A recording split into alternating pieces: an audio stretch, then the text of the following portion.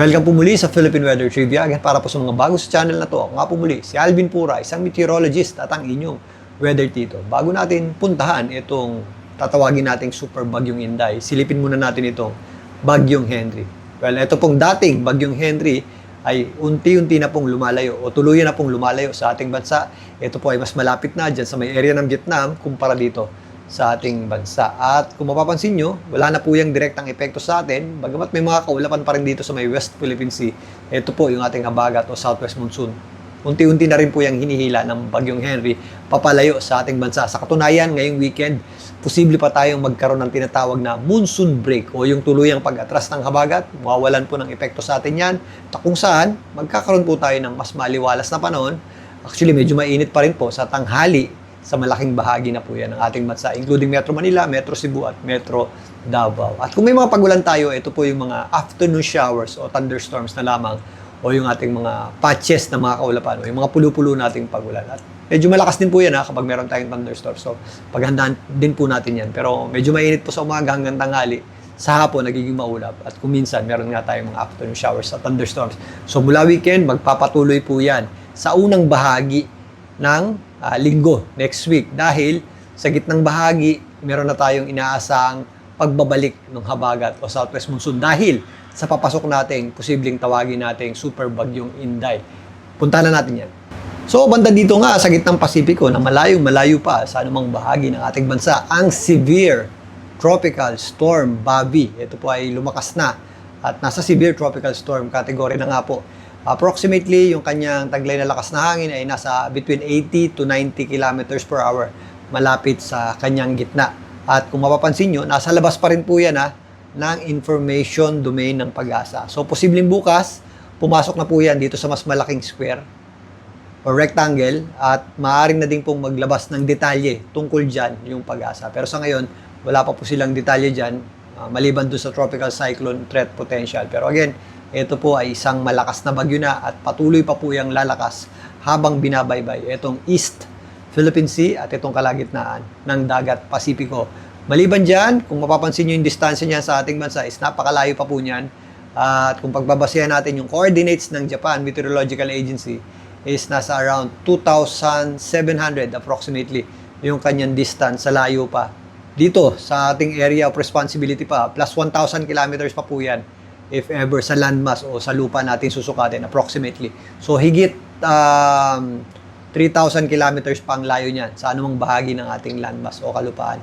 So napakalayo pa po nito at marami pa pong posibleng magbago. Pero sa ngayon nga, inaasahan natin ito, ang patuloy na paglakas nito. At kung mapapansin nyo nga sa ating satellite image, symmetrical, isa po sa characteristics ng healthy o lumalakas na bagyo, yung symmetrical niyang shape. Ibig sabihin po niyan, wala pong bumabangga dyan na hangin sa taas na bahagi ng atmosphere o wala pong sumisira sa kanyang pag-ikot o structure. So, inaasahan talaga natin na lalakas to. Maliban dyan, mainit yung ating sea surface temperature, so conducive po o pabor sa pagpapalakas ng isang bagyo. So, in the next few days, habang bumabaybay po yan dito sa may kalagitnaan ng Pasipiko, inaasahan natin ang patuloy na paglakas nito bago pa man dumikit sa ating area of responsibility. So, narito yung track ng Japan Meteorological Agency para sa bagyong may international name na Bobby. So, pinapakita nga dito na kikilos ito pakanluran, hilagang kanluran at maaaring lumapit o dumikit sa ating area of responsibility late Tuesday o huling bahagi ng Tuesday papunta pang early morning ng Wednesday.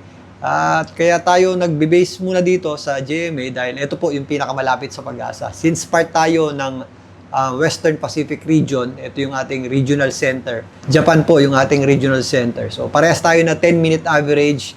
So medyo mas malapit tayo dito ng pagtaya, lalong-lalo na sa lakas. At kung papansinin nyo, by Tuesday or habang nakadikit na po sa ating area of responsibility, itong bagyong may international name na Bobby, ang kanyang lakas ng hangin ay nasa 50 meters per second. So approximately nasa around 180 kilometers per hour po yan na center winds, which is nakadikit na or napakalapit na sa super typhoon category ng Pag-asa na 185 kilometers. Hindi pa po yan nakakapasok ng ating PAR. So, base dito, posible po yung umabot sa hanggang super typhoon o bago mag super typhoon category papalapit sa ating area of responsibility. So may chance pong pumasok po ito as a super typhoon sa ating area of responsibility. So tatawagin natin itong Super Typhoon Inday o Super Bagyong Inday once na makapasok na ng ating area of responsibility. So narito naman ang ensemble forecast track ng GFS para sa posibleng tahakin itong bagyong may international name na Vavi. Ito yung tatawagin nating Bagyong Inday nga sa loob ng ating area of responsibility. So halos hindi naman nagkakalayo yan doon sa ating binanggit na track kanina mula sa Japan. So northwestward o pababa ng kaunti patungo dito sa direksyon ng Taiwan at sa itaas na bahagi ng extreme northern Luzon. Pero again, kagaya ng binanggit natin kahapon, ang trend po niyan is pababa.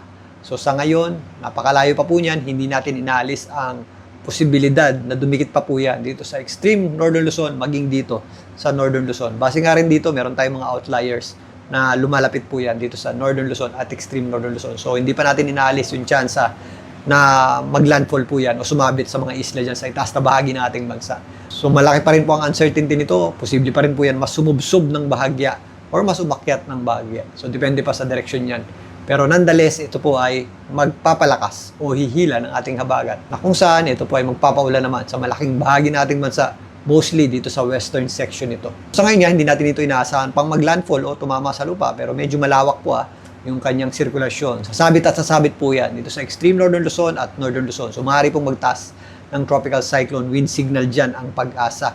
At maliban dyan, malawak din po yung hangin na dala nito. Itong nasa likuran ko is yung ating accumulated rainfall o 24-hour accumulated rainfall. So banda dito po yung ating bagyo.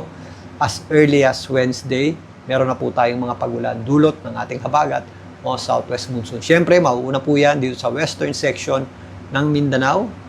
At kasama na po dyan ang western section ng Visayas at ito pong area ng Palawan. So meron na tayong inflow ng hangin mula dito sa ating binabantayang sama ng panahon. So may mga pagulan na po tayo dyan at possible po yung magkaroon na po tayo ng malalakas na pagulan. So ito po ay accumulated rainfall. Ito naman ay sa darating na Thursday, kung mapapansin nyo, may mga areas na nasa 54 to 100 millimeters na pagulan. Yan po ay moderate to at times heavy rains. So possible na rin po yung magpabaha. Especially ito pong areas ng Mindoro, kasama po dyan ang Western Visayas at itong western section ng Mindanao. Ito po ay sa darating na Thursday. Mas madadagdagan pa yung ating mga pagulan sa darating na Biyernes. Base dito, meron tayong mga up to 150 millimeters na pagulan. Yan po ay intense to torrential rains. So ito pong areas ng Mindoro, makikita natin yan ng 150 to 200 millimeters na pagulan. So, intense to torrential rains po yan. Zambales at Bataan. Heavy to intense rains. Kasama po dyan ang western section ng Calabarzon, Cavite at Batangas. Sa Metro Manila, may mga pagulan na rin tayo sa Biyernes. Thursday to Friday, may mga pagulan na rin tayo sa Biyernes. Pero kung papansinin nyo itong ating mapa, mostly western section ng ating bansa. Yung mga kulay pula natin, heavy to intense to at times torrential rain. So magpapatuloy po yan hanggang sa darating na weekend. Ito po yung mga pagulan na associated sa bagyong si Inday. Nasa itaas na bahagi po yan ng ating bansa. At nandiyan po sa mga extreme northern zone. Pero yung most parts ng western section ng ating bansa, including Metro Manila, from Thursday, Friday hanggang Saturday, meron na po tayong mga posibleng pagulan dyan. So yung ating mga pagulan, umakit din po yung ating axis. Yung mga binabanggit kong lugar ngayon is guidance lamang po, general area. Dahil napakalayo pa naman itong ating bagyo. At kung papansinin nyo, nandito po yan, mostly western section ng ating bansa. Pero dahil malakas yung hangin natin, ramdam din po yan dito sa kabila, sa eastern section. Pero relatively, mas konti po yung mga pagulan dyan. Yung ating mga malalakas at mas maraming pagulan ay nandito sa kanlurang bahagi ng ating bansa. At mostly, magpapatuloy po yan midweek, next week, hanggang weekend. Dahil nga, habang nandito sa itaas na bahagi ng ating bansa, itong bagyong tatawagin nating Inday, is magpapatuloy yung ating habagat o southwest monsoon. So ngayon, general area pa lamang yung binabanggit natin. In short, mag-ready po tayo sa epekto ng habagat o southwest monsoon sa mga pagulan nito, sa mga tuloy-tuloy na pagulan nito at mas maraming araw sa susunod na linggo. Kasabay po ng pagpasok nitong super bagyong Inday. So ayun na nga, umaayos palalo yung sirkulasyon nitong bagyo sa labas ng ating area of responsibility at inaasahan pa nga natin ang patuloy na paglakas nito bago pa man makapasok ng ating area of responsibility.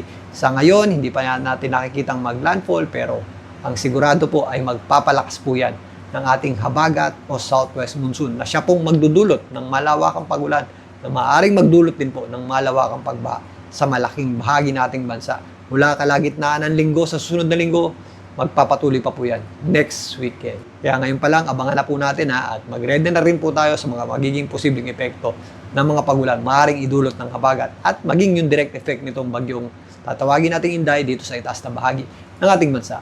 Balikan natin yan bukas. Muli ito po ang inyong Weather Tito para sa Philippine Weather Trivia.